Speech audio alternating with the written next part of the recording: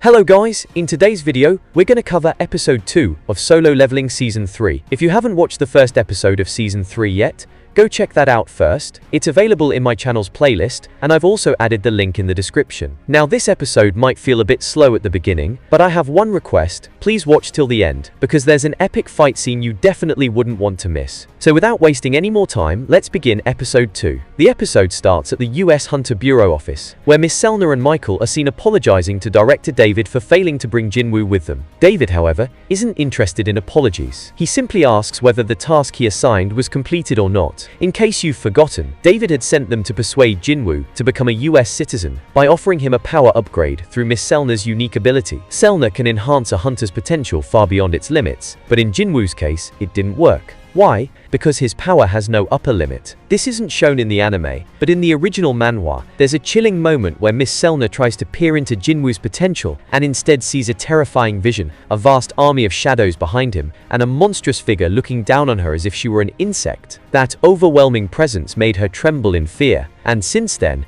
she hasn't been able to forget what she saw. This explains why she's still visibly shaken while reporting to David. David, staying calm, says, "If that's how it is, fine. We'll find another way." He then takes Michael with him to the 24th floor of the building. On the way, he asks Michael if he remembers when the first S-rank gate opened. Michael responds, "Of course, how could I forget? That dungeon break destroyed all of West America. S-rank hunters from around the world had to join forces in that raid. Thousands of top-tier hunters died, and only 5 survived. Together, those 5 managed to defeat the boss monster. That's how they earned the title of national-level hunters." We then learn that the boss of that dungeon was a dragon named Kamish. His flames were so terrifying that no one could extinguish them. David and Michael reach the 24th floor, where a massive gate opens, revealing a powerful rune stone that belonged to Kamish. David's plan is to gift this rune stone to Jinwoo in hopes of convincing him to become a US citizen. Since it can only be used by mage-type hunters, it's a perfect fit for Jinwoo. We also get a glimpse of Kamish's remains, now just gigantic bones stored in a lab. His body is so massive that humans look like ants next to him.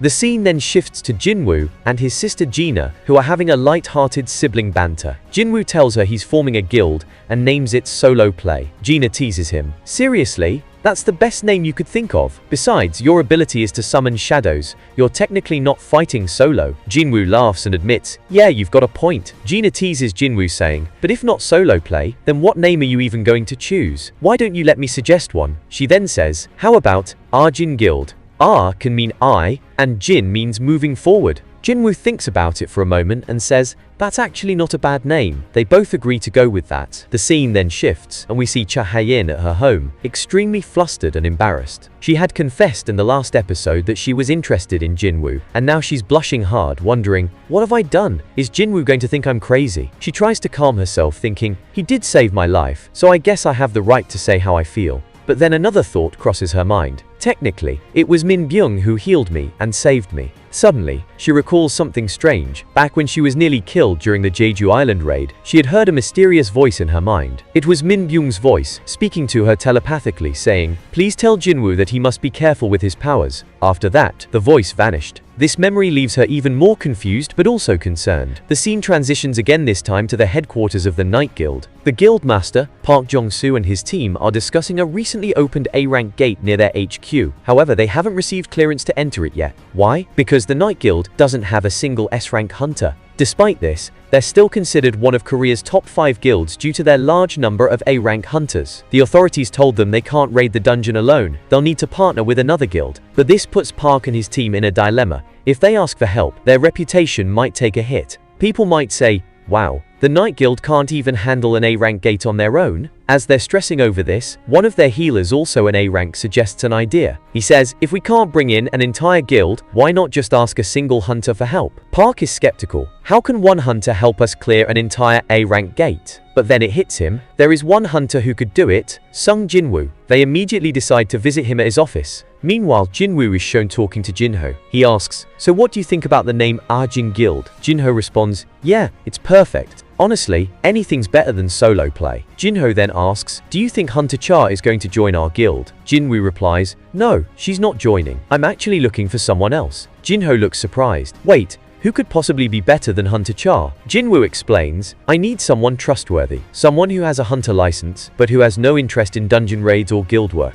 Basically, I just want to hire a low-rank hunter for formality. Someone who won't interfere, because I plan to handle all the raids myself. Just then, the doorbell rings. When Jinwoo opens the door, he finds members of the Night Guild standing there. They were handing over a weird-looking fake smile, and then the people Jinwoo had called inside began discussing the A-rank gate. They explained that they weren't able to get an entry permit, so they needed his help. They said normally, other S-rank hunters get a 10% profit share, but if Jinwoo came with them, they were ready to offer him 20%. Jinwoo replied, I want 50%, and instead of treating me like a single S-rank hunter, treat me like a guild, because the shadow army I have is no less than a guild. In fact, we've just established our own guild. To this, Park said, how about 40%? But Jinwoo responded, I'm not here to negotiate. Park agreed but added, then you'll have to fight the dungeon boss yourself. They all came to an agreement, and Park told him, the raid will begin tomorrow, so be there on time. As they were about to leave, a hunter from the Night Guild noticed Jinwoo's shadow move slightly. He told Park about it, but Park brushed it off, saying, did you already start drinking? How can someone's shadow move on its own? In reality, Jinwoo had left one of his shadow soldiers with them. Then everyone left, and Jinwoo went to spend time with his family. The next day, the raid was about to begin. The Night Guild was fully ready and waiting outside the gate, but Jinwoo hadn't arrived yet. They were getting worried he might be late, with only 5 minutes left before the raid started. Meanwhile, Jinwoo was wondering why the weather was so bad today, but noticing the time, he used his shadow exchange and instantly appeared near the gate. There was a huge crowd there, full of fans who surrounded Jinwoo and started asking him questions, but the Night Guild hunters came and escorted him away.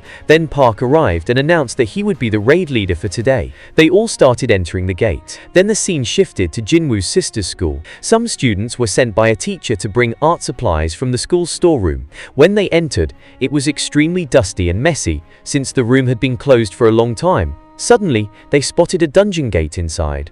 2 students got scared and backed off, but one boy, acting over smart, walked right up to the gate and laughed at the others, calling them cowards. He said, this is just a closed gate, there's no danger, only hunters can go in and out of it. Monsters can't come out yet, the gate will take a week to fully open. If the dungeon boss isn't defeated within that week, a dungeon break will occur, and the monsters will spill out into the real world. But just as he finishes his sentence, a monstrous hand suddenly reaches out from inside the gate and grabs his head, crushing it instantly. The 2 other students watching this scene are horrified. Panic-stricken, they try to run, but the monsters catch and kill them too. More monsters begin to emerge from the gate, and soon they start rampaging through the school, smashing windows, breaking doors, and attacking students one by one. In the chaos, one girl barely manages to survive. She hides inside the bathroom and quickly calls the Hunter Association. Trembling with fear, she reports, there are monsters inside the school. The Hunter Association operator tries to calm her down and says, don't worry, just stay hidden and safe. We're dispatching hunters immediately. You'll be fine.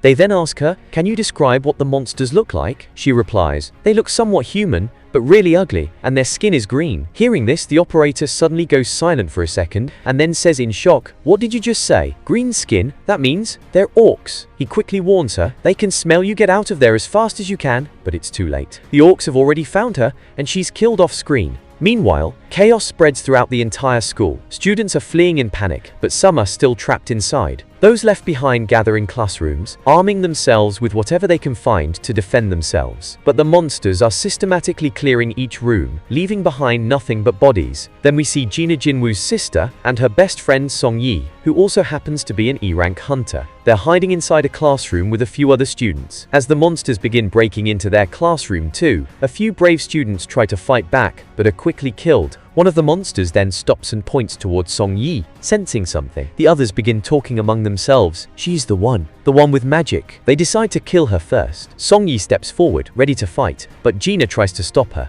No, don't, she pleads. But Song Yi replies with resolve, I'm a hunter too. Even if I'm only E rank, I won't just watch my friend die in front of me. One of the monsters turns to another and asks, is this the human you sensed magic from? They were clearly talking about Song Yi, but then the second monster speaks up and says, no, I'm sensing an even greater amount of magical energy from that girl over there. He was talking about Gina. As the monsters prepare to attack her, something incredible happens. Suddenly, shadow soldiers burst out from Gina's body and stop the monster in its tracks. One of them grabs the monster, spins it in the air, and punches it with such force that it crashes through the school's roof and flies far into the distance. That's when we see them 3 shadow soldiers appear around Gina. They are none other than Tusk's elite generals, whom Jinwoo had secretly stationed inside Gina beforehand for her protection. I swear this moment gave me goosebumps. Even now, just talking about it, I still feel them. The scene shifts. Now we're inside the dungeon with the Night Guild and Jinwoo, who have already entered. Inside they first face a two-headed monster, but the Night Guild hunters manage to defeat it without even needing Jinwoo's help. Then,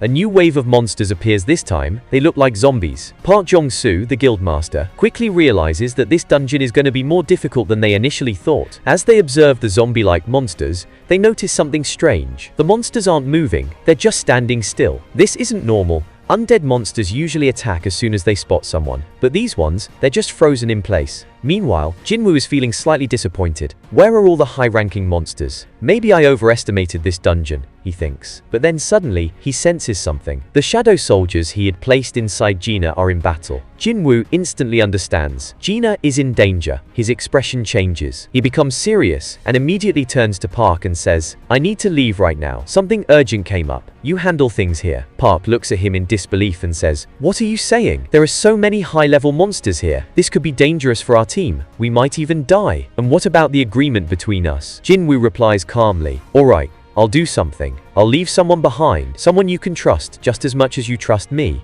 Now you tell me in the comments, who do you think Jinwoo is talking about?" Jinwoo then says, "He'll handle everything here in my place." And with that, he summons Beru, his most powerful shadow soldier. He turns to Beru and says, "Your job is to protect all the humans here." Beru bows and asks, "And what about the ones who aren't human?" Jinwoo smirks slightly and says, "Do whatever you want with them." With that, he dashes out of the dungeon. But near the dungeon gate, there are still many zombie monsters blocking his way. Jinwoo doesn't have time to deal with all of them, so he summons Kaisel, his shadow dragon, and flies over them all, heading straight toward Gina's location. Now, if you're wondering why Jinwoo didn't use his shadow exchange ability to instantly teleport to Gina, let me explain. Jinwoo had already used that ability a short while ago to reach near the dungeon entrance, and since shadow exchange has a cooldown time of at least 3 hours, he couldn't use it again right away. That's why he summoned Kaisel and flew at full speed towards Gina's school. While on the way, Jinwoo activates another skill one that temporarily boosts the power of his shadow soldiers. He increases the strength of the shadows protecting Gina by 50%, just to make sure they can hold off the monsters until he arrives himself. And with that, this episode comes to an end.